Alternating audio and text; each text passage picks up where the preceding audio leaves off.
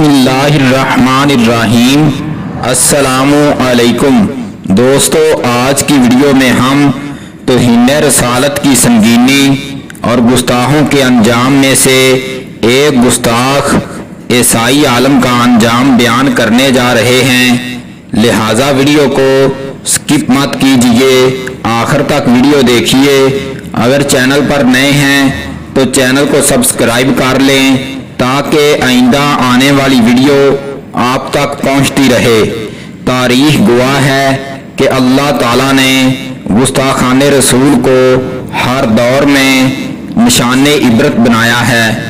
مغل بادشاہوں سے کوئی امیر عیسائی ہو گیا، اس کے پاس ایک مرتبہ بہت بڑی تقریب میں سرکردہ عیسائی مبلغین بھی شریک ہوئے۔ ایک عیسائی مبلغ نے موقع کی مناسبت سے فائدہ اٹھانے کی خاطر وعظ و نصیحت شروع کی اور نبی کریم صلی اللہ علیہ وسلم کی شان میں گستاخی اور توہین شروع کر دی۔ وہاں قریب ہی ایک شکاری کتا بھی بندھا ہوا تھا۔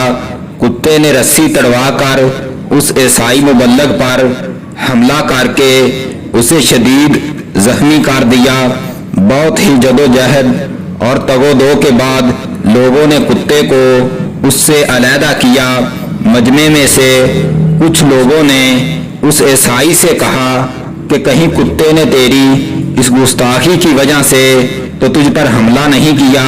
عیسائی نے کہا بالکل نہیں، اصل میں یہ ایک غیرت مند کتا ہے۔ میں نے بات کرتے ہوئے اس کی طرف ہاتھوں سے اشارہ کیا تھا، اس نے سمجھا میں اسے مارنا چاہتا ہوں، اس لیے یہ مجھ پر حملہ آور ہو گیا۔ اس کے بعد دوبارہ عیسائی نے شان رسالت صلی اللہ علیہ وسلم میں گستاخی اور توہین شروع کر دی۔